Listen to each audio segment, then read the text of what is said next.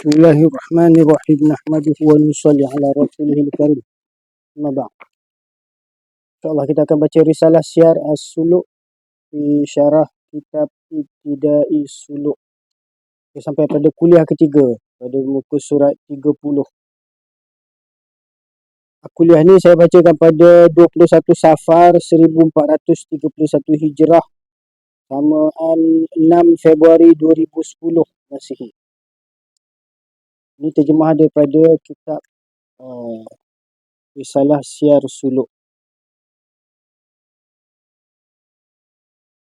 Kuliah ketiga berkenaan Rabitah. Jalan ketiga untuk menghasilkan wasil billah adalah dengan Rabitah. Kalau jalan pertama itu dengan jalan zikrullah, itu sama ada zikir ismu zat ataupun nafi isbat. Jalan kedua dengan muraqabah, itu dengan memerhati menghasilkan limpahan faiz daripada Allah Subhanahu Wa Taala menerusi silsilah para masyaikh itu. Kemudian jalan yang ketiga ialah dengan menghasilkan wasil billah dengan Rabitah. Apabila salik menghubungkan rohani dan hatinya bertakluk kepada seseorang wali Allah atau Nabi dengan adab dan tawajuh, maka dengan sendirinya rohaniah wali Allah atau Nabi tersebut akan memberikan tawajuhnya kepada salik tersebut. Ini apabila kita bagi tawajuh kita, fokus kita kepada seseorang wali Allah atau Nabi Allah, tak kira lah yang masih hidup ataupun yang sedang mati. So, secara refleksnya, mereka juga akan memberi tawajuh kepada kita, walaupun daripada jauh. Warna-warna cahaya makrifat dalam wali Allah atau masyaikh akan mendatangi kepada salik. Ini apabila kita bertawajuh bagi penumpuan kepada rohaniah wali Allah atau Nabi Allah tersebut,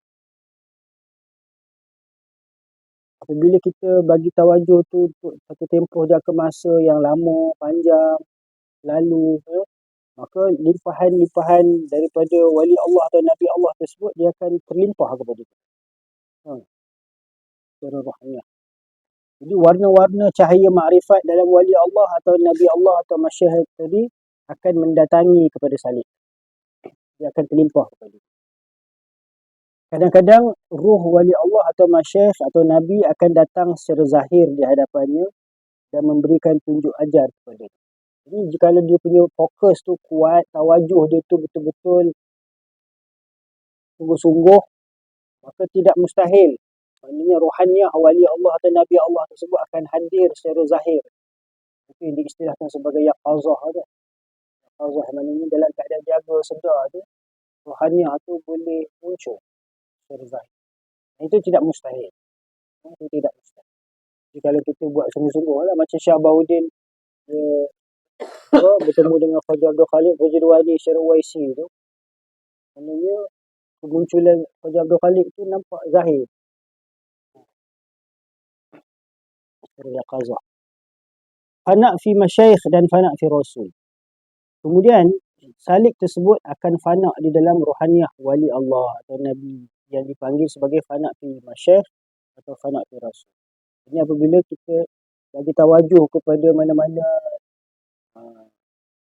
masyaikh. Maksud masyaikh itu maksudnya atas daripada syekh kita. Kalau syekh kita tu kita rabitah syekh kita lah.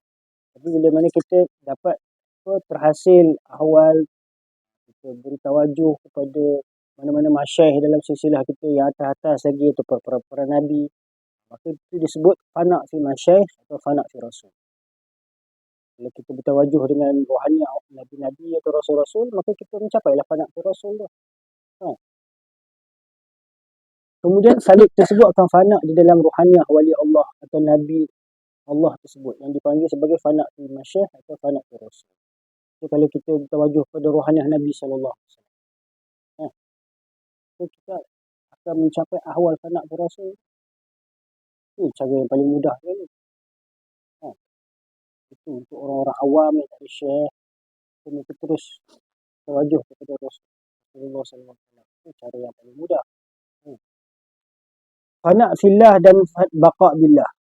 Selepas salik mencapai fana fi masyaikh atau fana fi rasul, seterusnya salik akan mencapai fana fillah. Jadi sudah dia dah menempuh awal fana di dalam pribadi seorang syekh ataupun seorang rasul nabi tadi, barulah dia akan mengalami ahwal-ahwal menuju kepada fana fillah. Kiranya wali atau masyayikh tersebut tidak mencapai fana fillah, maka makam yang mana pun seseorang wali atau masyayikh itu berada akan terlimpah juga kepada salik tersebut. Sebab itulah sangat penting bagi wali atau masyayikh tersebut telah mencapai fana fillah. Jadi bila kita nak bertawajuh kepada seseorang wali Allah ataupun masyayikh-masyayikh ataupun nabi-nabi Allah tu, maknanya kita pilih wali yang kita nak tawajuh tu biarlah orang yang sudah mencapai ahwal fana billah, baqa billah ataupun ketinggian maqam rohani, supaya ketinggian maqam dia tu boleh kita capai secara biasa.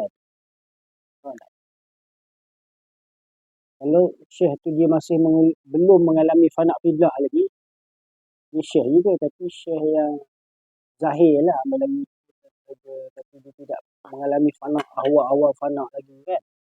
So, kalau kita bertawajuh pada syekh tu, kita tak akan dapatlah mengalami ahwal fana. Kita hanya akan dapat malam-malam wirid-wirid yang diamalkan lah. Tapi kalau syekh tu orang yang dah pernah fana, kan? Kalau kita bagi tawajuh pada dia, kesan ahwal itu akan melekat pada kita. Macam bila saya mula-mula dulu, saya ni banyak cakap bila buat kerja dakwah kan, banyak cakap dakwah. Tapi bila mana saya pergi Khanqah Sirajah, bila saya dah sohbat dengan Khaja Khansah, bagi tawajuh pada dia, dia bagi tawajuh pada saya. Bila saya balik ke madrasah, saya jadi ahwal saya jadi tak mau bercakap. Bila Khaja Khansah punya ahwal tak bercakap tu, dia jadi macam datang kat saya pula. Saya pula jadi tak nak bercakap. Jadi ahwal tu dia akan terkesan kepada orang yang memberi tawajuh. Sebab tu kita perlu berdamping dengan orang-orang yang baik. Kita kena pilih rakan-rakan yang kita nak berdamping sahabat, sama ada daripada sudut masyayikh tu ataupun sudut ikhwan-ikhwan tu, kita pilih supaya kesan dia punya ta'aluk dengan Allah tadi tu akan memberi kesan kepada dia. So, kadang-kadang kalau kita pergi bertemu dengan sesiapa yang ada hubungan dengan Allah, maka kita pun akan dapat rasa getaran. Faham tak? Kita akan dapat rasa getaran tu. Jadi sebab tu penting untuk kita rabitah dengan masyayikh-masyayikh. Selepas kita dah rabitah syekh, kita dah biasa rabitah syekh kan, syekh akan dibawa murid ni kepada rabitah masyayikh. Sebab tu kita baca syajarah taibah, supaya kita kenal masyayikh-masyayikh yang atas kita ni, yang dah fana berlipat kali ganda kan.